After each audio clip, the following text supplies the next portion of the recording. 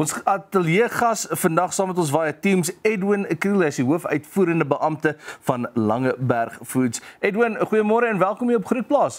Goeiemôre Dopie, lekker om vanoggend met julle te gesels. Dankie man. So, kom ons begin gou daar by die begin. Heropening van die Langeberg fabriek. Hoekom is dit so belangrik vir die plaaslike boere gewees? Ja, Dopie, vir die laaste 80 jaar is hierdie fabriek die hartklop van die dorpie van Ashton. En Tiger Brands het sedert Mei 2020 vir die eerste keer laat weet dat hulle uit hierdie besigheid wil uittreë. So vir 5 jaar was daar baie onsekerheid oor die toekoms van die dorpie, maar ook vir die boere op die einde van die dag. Na 5 jaar se onderhandeling het ons uiteindelik vanaf 1 Oktober 'n nuwe besigheid wat bekend staan as Langeberg Foods. So baie trots om deel te wees van hierdie journey. So dit was nodig dat daar 'n bietjie Noordse ontwikkelingsfondse betrokke was om die herlewing van hierdie van die fabriek natuurlik moontlik te maak. Ja, daar's 4 groot rolspelers in hierdie transaksie wat baie uniek is. Norfund is 'n Noorse ontwikkelingsfonds wat 'n groot aandeelhouer is en natuurlik saam met dit ook die produsente. Verder het ons ook die Langeberg Gemeenskap Trust wat ons gestig het, wat verseker dat die mense van Ashton self voordeel trek uit die fabriek. En dan die laaste bietjie is ook die bestuur wat ingekoop het in die transaksie. So ja, dis 'n unieke vennootskapmodel wat eienaarskap, verantwoordelikheid en gedeelde welvaart kombineer. Ongelooflik vir die gemeenskap daarso, en ek weet julle gebruik ook die term gemeenskapseienaarskap. Kan jy vir ons net daai verduidelik in die konteks van die fabriek? Ja, so die gemeenskap trust is daar gestig. Dividende wat kom uit die model uit sal dan gedeel word in die gemeenskap ook. Maar absoluut hierdie fabriek is die hartklop van die dorpie van Ashton. Daar's ongeveer 13,000 mense wat woonagtig is in Ashton, waarvan ons omtrent 1/3, gebruik as werknemers in ons fabriek. So die dorp en die fabriek gaan hand aan hand. Dit is absoluut die hartklop van die besigheid. So meeste van die boere voel dit bring 'n bietjie stabiliteit in die area. Hoe presies dink jy sal dit die stabiliteit daar bevorder vir die boere? Ja, interessant. Die boer in die fabriek loop nou hand aan hand. As die fabriek goed doen die boer goed en vice versa, omdat hy aandeelhouers is. En dit verseker die fabriek van goeie en genoeg gehalte vrugte wat ons sal ontvang van hulle af. So daar's 'n unieke samewerking hier en ek is opgewonde oor hierdie struktuur. So as mense nou terugkyk na die fabriek se stilstand voorheen, watse effek het dit gehad op die plaaslike landbou, spesifiek die waardeketting? Ja, die fabriek het nooit as sulks stil gestaan nie. Hy het nog steeds aanhou hardloop in hierdie 5 jaar waar onsekerheid was. Maar uit die aard van die saak het ons 'n bietjie opvangwerk om nou te doen. Ons moet bietjie kyk na investering in die fabriek. Ons moet nuwe markte ontwikkel ensovoorts.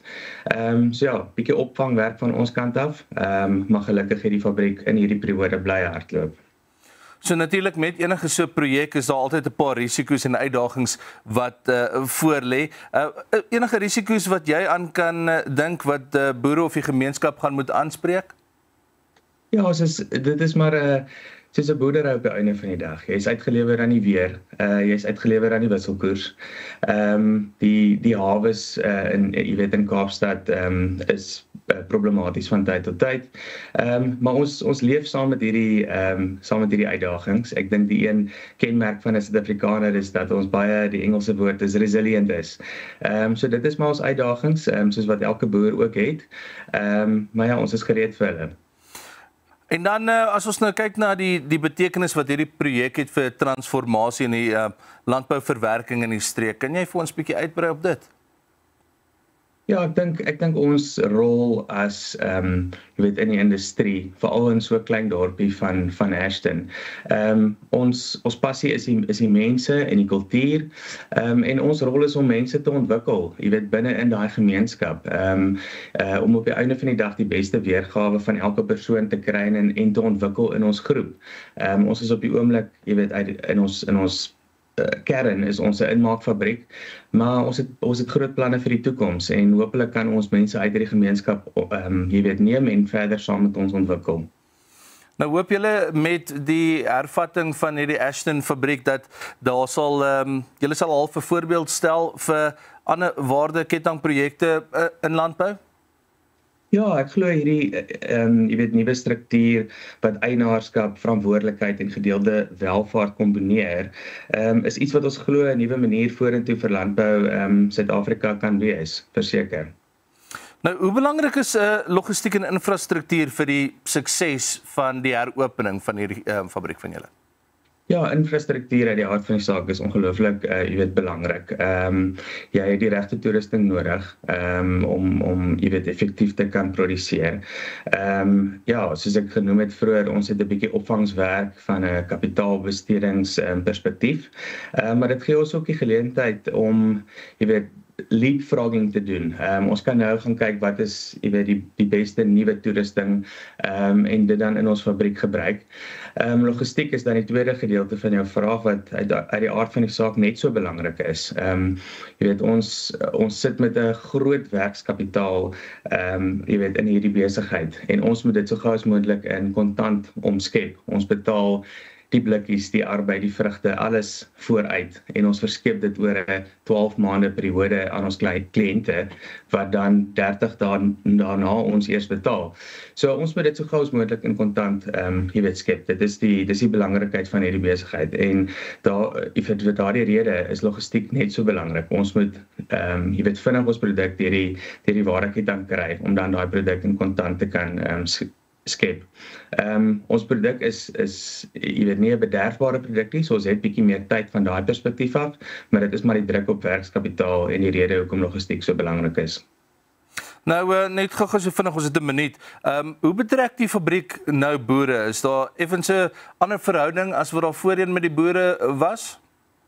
Absoluut. Ons het hierdie week die eerste vergadering met ons EFPAC boere gehad en dit is absoluut 'n model van deursigtigheid.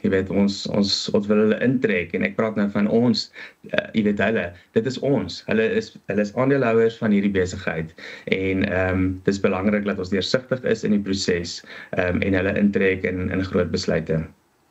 So, wat kan die plaaslike boere dan nou doen om 'n voordeel te trek uit hierdie finale fase net voor die fabriek heropen?